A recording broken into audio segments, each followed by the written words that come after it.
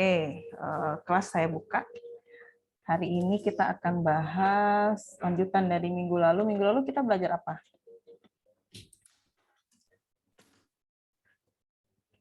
Minggu lalu belajar apa? Politik internasional, Bu. Hah? Belajar Belajar besarnya. Negara. belajar tentang negara. Apa itu negara?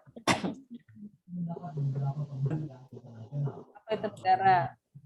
Ya, siapa yang tahu?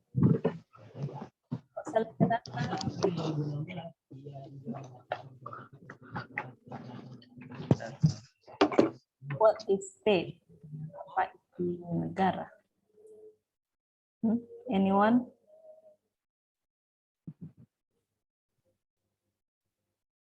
Putra Haji, apa itu negara?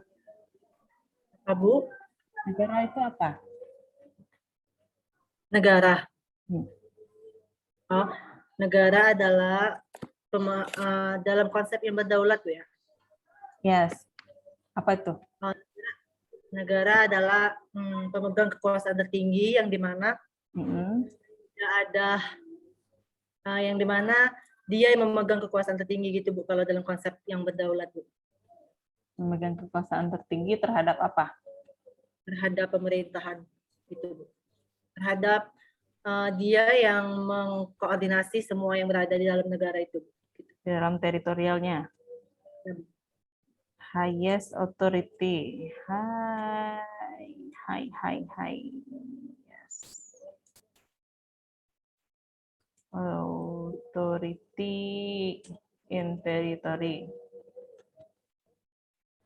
Apa yang dimaksud dengan kedaulatan internal? Apa ya? Abia. Ada yang raise hand, sorry. Yang raise hand, silakan. Siapa nih yang raise hand? Oke, Fitria. Baiklah, Bu. Kedaulatan internal itu adalah kedaulatan yang dibagi atas dua, yaitu legal, yaitu hak negara untuk menjadi satu-satunya pembuat undang-undang bagi populasi yang tinggal di teritorial tersebut. Selanjutnya itu ada praktik kemampuan, itu untuk memastikan bahwa hukum dari negara tersebut dipatuhi di seluruh wilayah teritorial itu, Bu. Oke. Kalau eksternal, ada yang tahu external sovereignty? Siapa nih yang raise hand? Farhan. Eksternal Farhan. Izin menjawab, Bu. Yes. Untuk kedaulatan eksternal memiliki arti mendapatkan pengakuan sebagai negara berdaulat oleh negara internasional dan memiliki kesetaraan hukum internasional. Recognition. Cukup sekian, Bu. Oke, terima kasih Farhan. Equality. Oke. Apa kemarin yang saya sebut sebagai fitur atau karakteristik utama dari sebuah negara? Berdaulat, Bu. Kedaulatan. Kedaulatan adalah fitur utama dari sebuah negara. Nah, kalau kita masuk ke non-state actor, apakah non-state actor memiliki kedaulatan?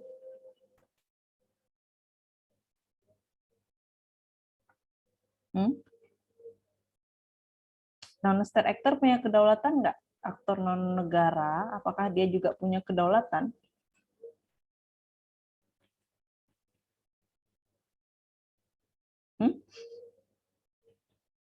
Ayo, silakan.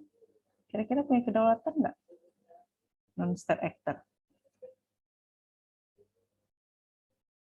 Dava, punya kedaulatan nggak non-state actor? Non-state actor itu tidak punya kedaulatan, Bu. Kenapa?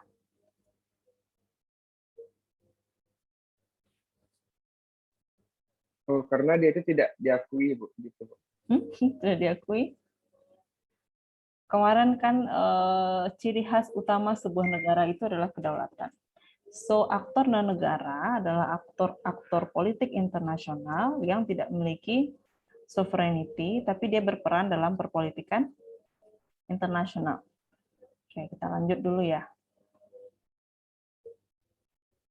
Aktor non-negara, bentar saya hapus coretan tadi.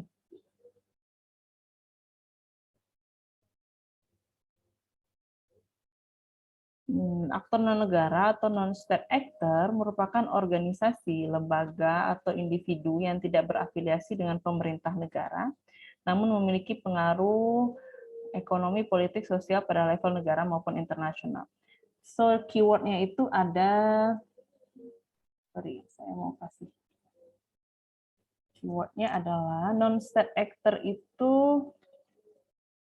non-state actor, dia bisa dalam bentuk lembaga, organisasi, institusi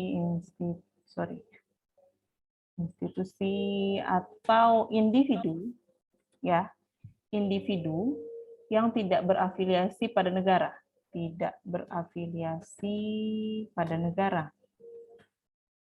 Dan poin ketiga adalah dia tidak punya kedaulatan.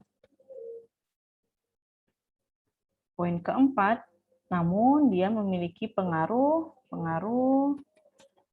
terhadap perpolitikan politik internasional.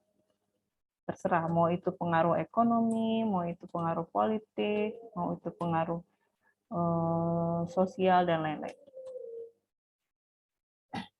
Jadi ada 1, 2, 3, 4, ada 4 feature dari non-state actor. Pertama, dia bisa dalam bentuk lembaga, organisasi, maupun institusi, maupun individu, ya, yang dia tidak berafiliasi terhadap negara manapun, dan dia tidak punya kedaulatan, tidak punya otoritas tertinggi, tidak punya kemampuan untuk membuat undang-undang, tidak punya legalitas untuk melakukan kekerasan, tidak bisa memaksa masyarakat, gitu. Dan tapi dia memiliki pengaruh. Walaupun dia tidak punya kedaulatan, tidak punya power, tapi dia punya pengaruh terhadap politik internasional, baik itu dari sisi ekonomi, baik itu dari sisi politik, maupun dari sisi sosial. Sampai sini paham? Apa itu non-state actor? Oke. Ingat 4 feature ini ya. Dia tidak berafiliasi pada negara, tidak punya kedaulatan, tapi dia memiliki pengaruh terhadap perpolitikan internasional. Oke, kita kembali ke PPT. Oke. Nah, ada beberapa jenis aktor non-negara dalam perpolitikan internasional. Mungkin kemarin saya sudah singgung juga beberapa. Salah satunya itu yang pertama adalah non-governmental organization atau NGO-NGO. Kemudian business, private sector, ada multinational corporation, ada transnational corporation. Kemudian ada kelompok agama, etnis, dan suku. Kemudian ada organisasi ilmu pengetahuan, ada akademisi, kemudian juga ada media, dan juga banyak organisasi-organisasi lainnya. Oke. Kita mulai dari NGO terlebih dahulu. Nah, NGO ini, dari namanya juga kelihatan ya, bahwa dia adalah organisasi non-pemerintahan yang sifatnya itu independen, dengan fokus untuk kepentingan masyarakat, sipil, dan global, dan lingkungan. NGO internasional biasanya memiliki peran lintas negara dan memiliki relawan dalam jumlah besar. Nah, ini beberapa contoh teman-teman NGO internasional. Ada Greenpeace yang fokus menangani permasalahan lingkungan, ada Oxfam, ada WWF, ada Plan, ada Relief. Nah, ada banyak lagi NGO internasional lainnya. Bisa jadi teman-teman nanti kerjanya di NGO internasional, kan mana tahu gitu. Nah, nanti NGO ini, organisasi-organisasi non-pemerintahan ini, biasanya dia mempengaruhi perpolitikan internasional dengan beberapa cara. Misal dengan cara melakukan kampanye, atau dengan melakukan program advokasi, atau penelitian ya. Dia melakukan penelitian. Nah, nanti penelitian itu diberikan kepada pemerintah untuk sebagai rekomendasi kebijakan gitu. atau dia membangun opini publik lewat media, membangun opini publik, bisa juga dalam bentuk demonstrasi, bisa juga melakukan negosiasi. Gitu. Nah, ini beberapa hal yang dilakukan oleh NGO untuk mempengaruhi perpolitikan internasional. Misalnya Greenpeace. Nah, Greenpeace ini kan dia fokus climate change ya, isu-isu lingkungan. Nah, misalnya dalam rezim iklim internasional itu ada sebuah norma, sebuah aturan yang justru itu berdampak buruk terhadap lingkungan. Nah, nanti Greenpeace ini dia akan melakukan campaign, kampanye gitu. Kampanye menyatakan bahwa norma yang ditetapkan oleh UNFCCC itu ternyata tidak sesuai dengan perlindungan terhadap lingkungan. Nah, nanti dia membangun opini publik, kemudian dia juga bisa langsung bernegosiasi dengan para pemimpin-pemimpin negara lainnya dalam forum-forum internasional. Dia memang tidak memiliki power sebesar negara. Ya, dia tidak punya otoritas seperti negara, tapi pengaruhnya ada gitu. Dia punya pengaruh yang besar terhadap international politics. Jadi ini salah satu aktor yang juga memainkan peranan penting dalam perpolitikan internasional, bukan hanya negara. Nah, sampai sini NGO paham, teman-teman? Paham ya? Paham, Bu. Oke, kita lanjut ke yang kedua. Bentar, saya hapus. Lanjut.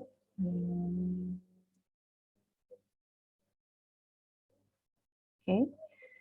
Ini ada MNC dan juga TNC, multinational companies, transnational companies, merupakan perusahaan lintas negara yang bertujuan untuk mencari keuntungan atau laba yang sebesar-besarnya. Nah, teman-teman sering banget dengar beberapa brand ini ya, ada Unilever, ada Nestle, Toyota, Samsung, Facebook, Google, dan lain-lain.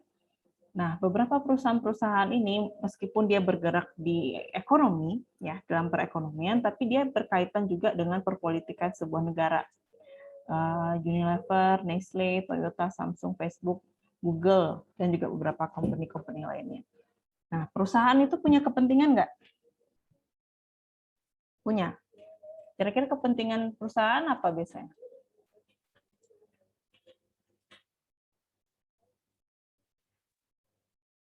Mencari keuntungan, Bu. Mencari keuntungan. Oke. Ya. Interest, memasarkan produknya, Bu. profit, market, ya makasih. Siapa tadi? Perluas jaringan, Bu. Jaringan, apa? Network. Ya. Nah, bagaimana cara mereka untuk mendapatkan apa yang mereka inginkan ini, kepentingan ini? Mereka ingin dapatkan profit, mereka ingin akses market yang besar, dia ingin punya jaringan yang besar. Apa yang mereka lakukan? Misalnya Unilever nih, Unilever tuh ingin akses pasar Indonesia secara bebas, dia bisa masukin barang ke Indonesia secara bebas. Apa yang mereka lakukan? Berinvestasi, Bu. Selain investasi? Menjalin kerjasama, Bu. Kerjasama? Kerjasama dengan? Dengan pemerintah. Yang mereka lakukan adalah berusaha mempengaruhi pemerintah Indonesia, misalnya dalam konteks ini. Dia berusaha melobi pemerintah Indonesia agar membuka pasar. Kalau pemerintah kasih kebebasan pasar, maka kami akan menawarkan bla bla bla, misalnya kayak gitu. Nah, hal yang dilakukan oleh MNC ini, misalnya dia mencoba untuk mendekati pemerintah, mengubah kebijakan, melobi pemerintah, itu adalah politik, benar nggak? Benar nggak? Benar, Bu. Itu kan bicara tentang policy ya. Politik bicara tentang kebijakan kan. Nah, segala sesuatu, segala aktivitas yang dilakukan dengan tujuan untuk mengubah kebijakan, dengan tujuan untuk mempengaruhi kebijakan, atau mengganti kebijakan, atau menghapus kebijakan, itu adalah tindakan politik. Jadi, para pelaku bisnis ini, MNC, TNC, pengusaha ini mereka juga berpolitik dengan tujuan untuk mendapatkan akses kepentingan ekonomi mereka. Kayak gitu. Nah, caranya bagaimana? Ya dia dengan mendekati pemerintah, melobi pemerintah untuk mengubah kebijakan, mengubah arah kebijakan pemerintah tersebut agar sesuai dengan kepentingan yang mereka inginkan. Oke, kita lanjut. MNC paham teman-teman sampai sini? Paham, Bu. Oke. Lanjut kalau gitu. Nah, etnik atau suku, kelompok agama, etnis secara umum dapat didefinisikan sebagai sebuah organisasi atau kelompok sosial dengan identitas keagamaan, etnis atau suku tertentu. Kelompok agama apa kayak kira-kira ya, etnis. Misal, teman-teman tahu etnis Kurdi, tahu nggak? Tahu, Bu, bangsa Kurdi, Bu. Ya, bangsa Kurdi tahu. Nah, bangsa Kurdi itu kan pengen memerdekakan dirinya kan. Nah, jadi mereka mencoba untuk mendapatkan pengakuan atas kemerdekaan dengan cara mendekati beberapa negara, mendekati UN gitu agar mereka bisa diakui sebagai sebuah negara. Kalau kelompok agama, contohnya apa kira-kira ya? Taliban, Bu. Taliban itu Bukan agama, Bu. Taliban itu asal dulunya merupakan kumpulan dari para santriwan. Makanya namanya Taliban. Taliban itu bahasa Indonesianya murid ya. Ada nggak yang anak pesantren sini? Bener nggak? Iya, Bu. Ya, Taliban murid kan ya. Jadi isinya itu santri-santri yang mereka mengelompokkan diri mereka untuk tujuan purifikasi agama, mengembalikan kemurnian agama. Itu asal-muasal dulunya. Namun ketika Perang Dingin terjadi, yang kelompok-kelompok Taliban ini justru dipersenjatai gitu untuk melawan pengaruh dari Rusia. Nah, jadi dia dulunya kelompok agama, tapi kemudian sudah mulai berubah menjadi kelompok militer gitu, entitas yang sudah berbeda. Dulunya dia memang landasannya adalah agama, cuman hanya tujuannya untuk memperbaiki atau memurnikan kembali ajaran-ajaran Islam gitu, menjalankan kehidupan berdasarkan syariat. Nah, namun kemudian karena dia sudah mulai dipersenjatai, yang mempersenjatai siapa? Tahu nggak? Yang kasih senjata siapa?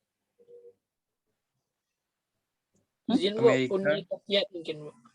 Uni Soviet. Dia mau ngelawan Uni Soviet. Amerika, Bu. Ya. Terus sekarang yang ketakutan yang nggak suka sama Taliban siapa? Amerika, Bu. Senjata makan tuan ya. Ya gitu. Jadi bisa dibilang dulunya dia benar kelompok agama, tapi lambat laun sekarang dia sudah menjadi entitas dia sudah punya otoritas juga kan, dia bisa bikin undang-undang, mungkin kayak Ikhwanul Muslimin gitu ya, kelompok agama, tapi dia sudah menjadi kelompok politik juga sebenarnya. Ikhwanul Muslimin tahu nggak? Muslim Brotherhood itu di Mesir.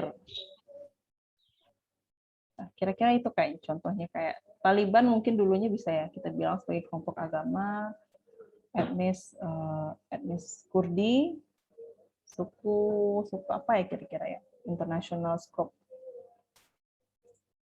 Kita lanjut dulu nanti kalau ada ide silakan disampaikan.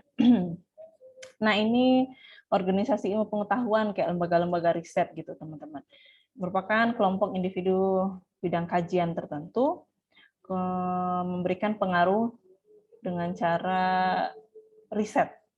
Misalnya di Center for Strategic and International Studies, misalnya CSIS, kemudian Economic Research Institute for ASEAN and East ASEAN. Jadi lembaga-lembaga riset ini Nanti kan mereka melakukan penelitian, nah penelitian-penelitian ini kemudian dipublikasikan dan disampaikan kepada pemerintah. Nah, pemerintah nanti mengeluarkan kebijakan yang berdasarkan pada penelitian yang telah dilakukan oleh kelompok-kelompok ini. Nah, begitu cara mereka mempengaruhi kebijakan pemerintah. Nah, ini beberapa data terkait. Nah, teman-teman tahu think tank? Konsep think tank tahu nggak? Ada yang tahu? Tidak, Bu. Kayak jadi kalau gitu saya kasih tahu. Think tank itu, teman-teman, merupakan terminologi yang menggambarkan kelompok-kelompok kelompok-kelompok otak dari sebuah kebijakan gitu. Para akademisi-akademisi, para peneliti-peneliti yang menjadi penasehat pemerintah atau memberikan arahan kepada pemerintah terkait kebijakan yang lebih baik sesuai dengan penelitian yang telah mereka lakukan. Nah, gitu. Jadi think tank. Indonesia think tank-nya siapa kira-kira ya? Nah, ini di Singapura ada Singapore Institute of International Affairs ini. Kemudian juga ada di Malaysia Institute of Strategic and International Studies. Nah, ini juga ada di Singapura. Indonesia ini ya, CSIS. Malaysia ini, Indonesia juga Economic Research Institute for ASEAN and East Asia. Thailand ini, Singapura banyak ya, kalau kita lihat-lihat nih, dibandingkan negara-negara ASEAN lainnya, Singapura punya think tank yang lebih variatif ya dibandingkan Indonesia atau dibandingkan negara-negara lain. Oke. Ini contoh dari beberapa akademisi, beberapa peneliti yang menjadi aktor internasional. Oke, saya hapus dulu. Lanjut. Oke, media. Nah, media nih pengaruhnya signifikan juga ya terhadap membangun opini publik, domestik, dan juga membangun opini internasional. Media bahkan mampu untuk mempengaruhi kebijakan sebuah pemerintah dengan semakin mudahnya publik dalam mengakses informasi yang ada, maka kondisi ini semakin memperbesar peran negara. Nah, jadi teman-teman, media ini kan dia punya pemerintah masing-masing ya. CNN, BBC, The Economist, Al Jazeera, The New York Times. Nah, contoh nih ya misalnya, Al Jazeera ini punyanya siapa? Ada yang tahu? Uni Emirat Arab. Sahamnya tuh Jazair. Qatar. Justru Qatar yang main sih. Nah, ketika terjadi peristiwa Arab Spring, ya, ketika terjadi Arab Spring di Timur Tengah, nah Al Jazeera ini dia banyak nih mengeluarkan berita-berita yang dinilai tidak sesuai dengan beberapa negara-negara Arab lainnya gitu. Jadi media ini juga mampu untuk mengakomodir kepentingan. Ya, media itu alat kepentingan juga, alat politik. Contoh media sebagai alat politik, ada yang mau kasih contoh nggak? Di Indonesia aja nggak usah internasional. MNC Group, Bu. Kenapa MNC? Partai Perindo. Yang lain Indonesia tuh banyak ya media dikuasai oleh para politisi ya. Ada nggak contoh lain media sebagai alat politik? MNC, ya benar. Ada Metro juga. Metro kenapa? Metro. Iya. Nasdem ya. Sebenarnya sudah semua media dikuasai sebenarnya gitu, Bu. Sebenarnya, tapi kayak rahasia publik gitu aja ya, dimaklumi. Iya, Bu. TV One misalkan, TV One itu kan isinya pro Golkar ya. Terus apa lagi? Semua pemilik media kayaknya dia mengakomodir kepentingan politik tertentu. Jadi memang ada berita yang tidak disampaikan, ada berita yang di-keep, ada berita yang terlalu digembar-gemborkan, nah, kayak gitu. So media memang memainkan peran penting dalam mengatur opini atau pikiran masyarakat.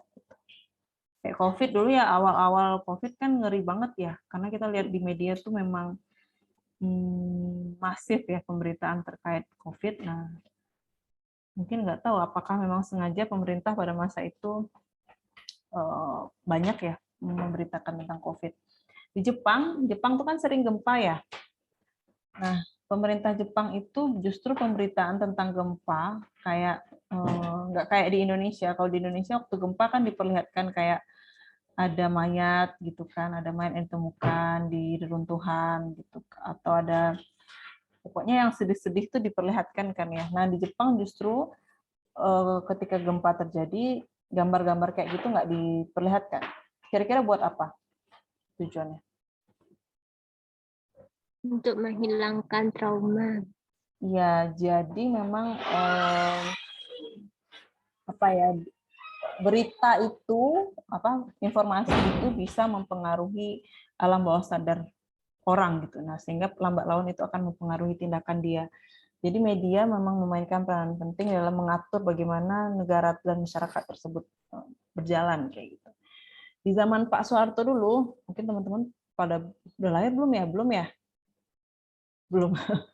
Di zaman Pak Soeharto dulu ya, berita-berita tuh nggak ada berita tentang kayak berita maling atau berita pembunuhan, itu tuh nggak ada. Berita tuh yang bagus-bagus saja gitu yang ditayangkan.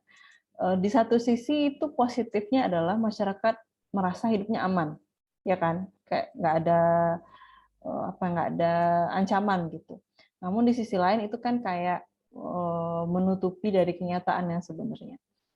Nah gitu. Mungkin teman-teman juga berasa ya ketika sering banget lihat berita-berita yang jelek gitu, berita pembunuhan, anak bunuh ibunya atau berita yang aneh-aneh gitu ya, kan itu membuat kita ketakutan. Nah mungkin itu juga yang dipikirkan oleh pemerintah pada masa itu. Oke, kita lanjut ke aktor berikutnya. Sebentar. Oh, sorry. Oke, kita lanjut. Nah, pertanyaannya adalah, apakah peran aktor negara dapat melebihi negara di era globalisasi ini? Coba silakan kalau ada yang punya pandangan. Izin, Bu. Silakan, Dava. Kalau di zaman dan di era globalisasi saat sekarang ini, memang aktor non-negara itu lebih tinggi perannya daripada aktor negara, Bu. Contohnya dalam bidang IT misalnya gitu, Bu. Ada tadi fitur WhatsApp, Facebook. Nah, contohnya tadi semalam itu, Bu, WhatsApp kan down, Bu. Jadi itu memang mempengaruhi peran negara, Bu. Jadi banyak negara-negara lain itu yang terkendala karena hanya WA yang down gitu, Bu. Jadi emang di zaman globalisasi ini memang patut kita akui kalau aktor non-negara seperti hal tadi itu IT memang lebih berpengaruh, Bu. Mungkin itu saja, Bu. Oke. Kalau Dava dia bilang it can be ya, bisa gitu, dia mampu melebihi peran negara di era globalisasi ini, di era globalisasi karena ada hal-hal yang tidak bisa dikontrol oleh negara gitu ya. Salah satunya adalah teknologi ya, information, IT. Oke, ada lagi yang punya pandangan? Apakah mereka mau? Silakan. Ya, Bu. Retno, silakan. Kalau aktor negara ada lagi, Bu, yaitu di bidang kesehatan. Ya seperti yang pada masa pandemi sekarang, Bu. Kan kalau dilihat dari media-media luar, kalau di daerah-daerah luar negeri itu semua apa itu udah dibuka secara menyeluruh, Bu. Sedangkan di Indonesia, kata WHO, masih belum bisa dibuka seperti yang di luar negara tersebut. Kan di situ bisa dilihat kalau kebijakan dari pemerintah tidak bisa langsung dikeluarkan sebelum kebijakan dari WHO dikeluarkan. Gitu, Bu. Oke. Ada supra-state power gitu ya. Ini ada lagi.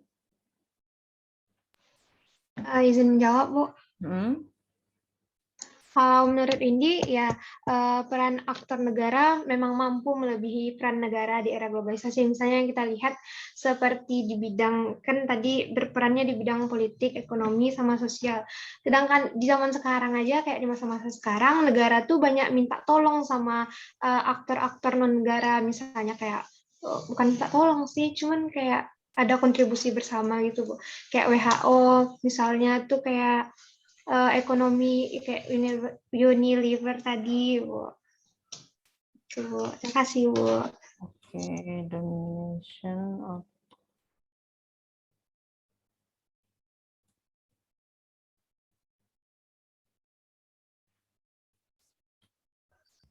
Nah, kira-kira kalau peran aktor negara, ada lagi yang mau menambahkan, teman-teman?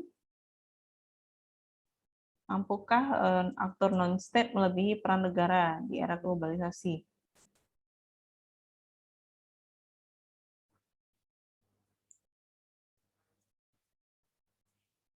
Kenapa emang globalisasi ini memberi dampak seperti apa? Mungkin ini kita udah bahas ya minggu lalu ya tentang tantangan yang dihadapi oleh sovereignty, tantangan kedaulatan, salah satunya kemarin disebut adalah globalisasi. Dengan adanya globalisasi, apa yang terjadi?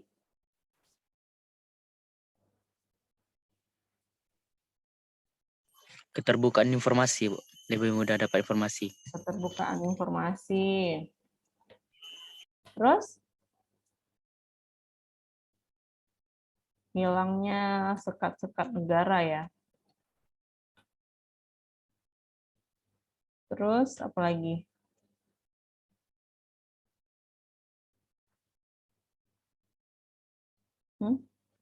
Pasti menjawab. Kenapa? Silakan, siapa yang jawab tadi? Masuknya budaya luar, Bu. Oke. Asimilasi ya? Akulturasi atau asimilasi? Westernisasi juga, Bu.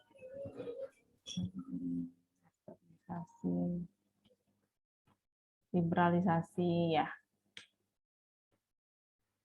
Nah, dengan adanya globalisasi, maka banyak apa ya hal-hal yang dulunya berada dalam kontrol negara, dalam kontrol negara, sekarang negara tidak mampu lagi mengontrol semuanya. Misalnya keterbukaan informasi, ada banyak apa ya celah gitu dengan adanya globalisasi. Nah, karena negara tuh udah nggak bersekat-sekat lagi antara Indonesia, Malaysia, kita bisa dengan gampangnya saling tukar informasi, ya kan? Dengan gampangnya perpindahan barang, perpindahan manusia gitu. Kemudian nilai juga gampang berpindah. Dengan begitu negara itu kehilangan kontrol terhadap beberapa hal.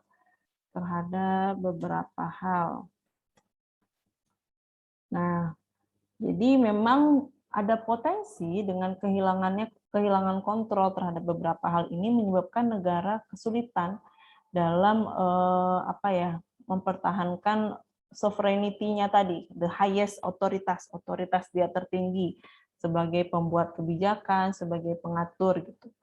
Nah, ini terjadi akibat bermunculannya banyak aktor, ya, new actor, dan juga bermunculannya new issue. Kalau dulu politik internasional itu rata-rata bicaranya tentang apa? Internasional politik dulu zaman-zaman 19-an, 18 tahun 18-an sampai 19-an itu bicara tentang apa? Hubungan antar negara. Hubungan antar negara fokusnya ke kerjasama, Bu. Belum, itu masih bicara perang dulunya. Sebelum terjadi. Iya, masih bicara perang kan, secara militer. Jadi pada masa itu isu-isu internasional itu kedaulatan hanya bicara tentang konsep kedaulatan secara nyata, pendudukan, kolonialisasi, perang gitu kan, invasi gitu. Nah, dengan adanya globalisasi, isu politik internasional bukan hanya bicara tentang perang, bukan hanya bicara tentang militer, tapi muncul isu-isu baru. Isu apa? Isu kesehatan, isu lingkungan, nah isu apa? Perlindungan pengungsi, isu teroris, ya kan? Dan isu-isu yang baru ini, yang banyak ini, tidak bisa sepenuhnya hanya diatasi oleh negara. Benar nggak? Nah, makanya akhirnya negara itu membutuhkan aktor-aktor internasional lainnya untuk membantu mereka dalam menghadapi perkembangan isu dalam politik internasional. Jadi, globalisasi memang lambat laun mengubah kedaulatan, mengubah kekuatan negara dalam politik internasional. Nggak tahu beberapa tahun kemudian mungkin makin lama akan terjadi perubahan lainnya kayak gitu. Kayak gitu kira-kira. Ada yang mau bertanya atau ada yang mau memberikan tanggapan?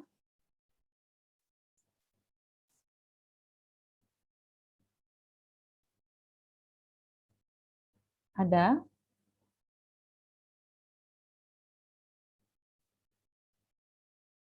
Kira-kira paham yang saya maksud dengan beberapa non-state actor yang kemudian akhirnya mampu melebihi peran negara di era globalisasi? Kira-kira paham?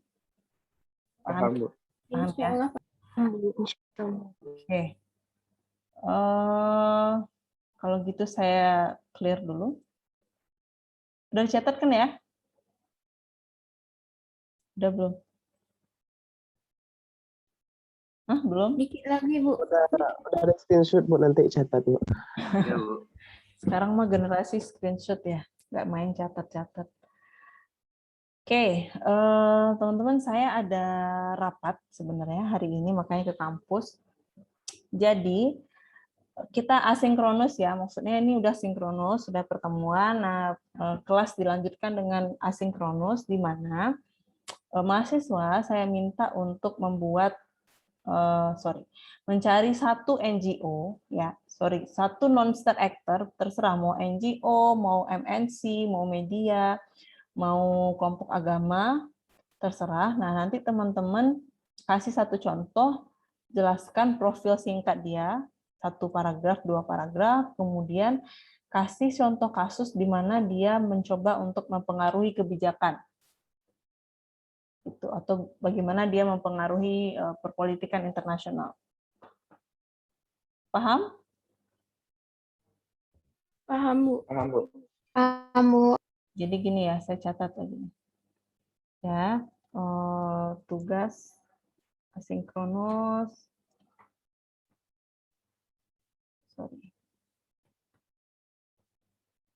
Tugasnya satu, cari satu non-state actor,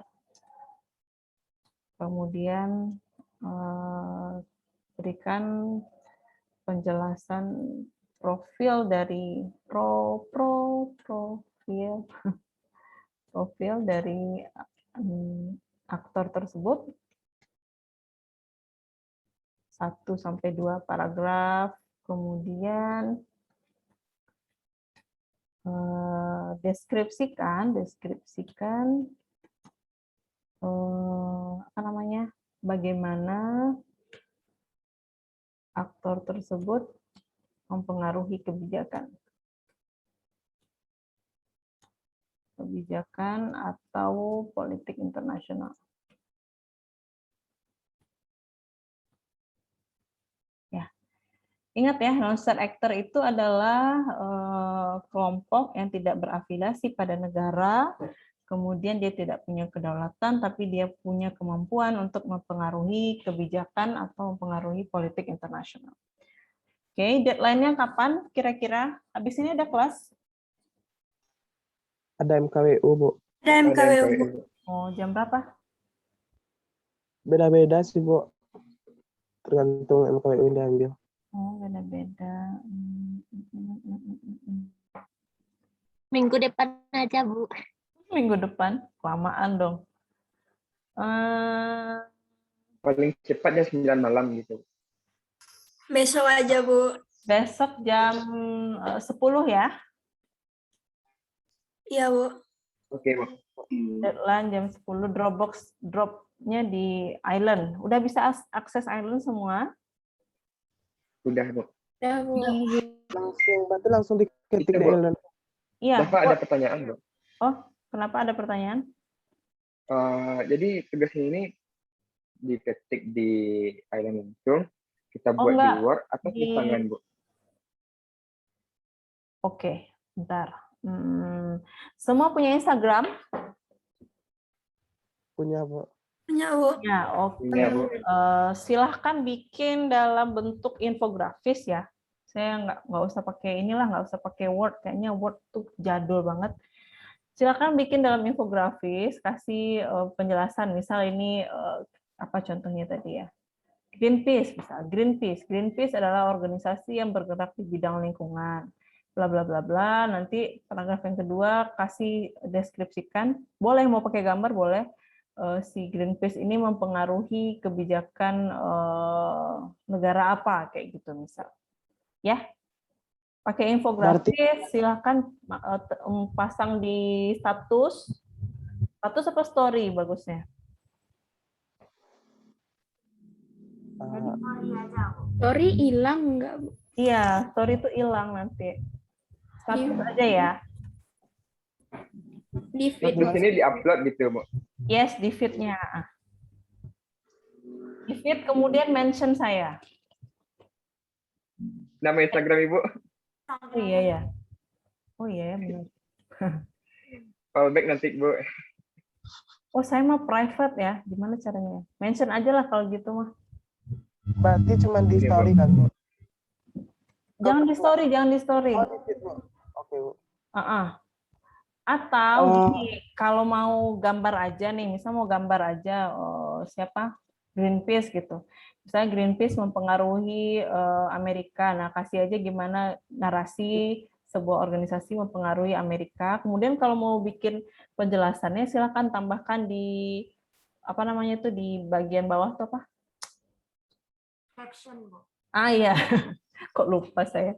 Di bagian caption dideskripsikan silakan. Kalau terserah teman-teman, yang penting dua hal ini tersampaikan. Saya ingin tahu profil dari si non-state actor-nya, kemudian saya ingin tahu bagaimana dia mempengaruhi sebuah kebijakan atau perpolitikan internasional. Ya? Oh, berarti kayak mind mapping gitu nggak, Bu? Boleh, boleh. Mind map boleh, poster boleh, mau bikin storyboard boleh, terserah. Infografis. Saya bikin di sini biar nggak lupa ya, infografis. Soalnya mah manusia milenial sekarang itu nggak terbiasa membaca paragraf, benar nggak? Lebih suka baca visual, gambar. Jadi saya menyesuaikan sama teman-teman. Paham sampai sini? Paham, Bu. Paham. Ya, 10 tanggal 6. Nanti Berarti ini nggak pakai upload island juga ya? Nggak usah island. Enggak pakai. Enggak. Oke, Bu. Langsung di Instagram kalau kayak gitu. Oke, ada yang mau bertanya terkait tugas? Kalau masalah absen gimana, Bu? Oh, absen seperti biasa. Kita absen dari Zoom ini aja ya. Saya ambil data dari Zoom, jadi tidak ada yang terzolimi. Jadi kalau masuknya sebentar juga masih terdeteksi kok. Meskipun saya tahu cuma masuk 5 menit aja.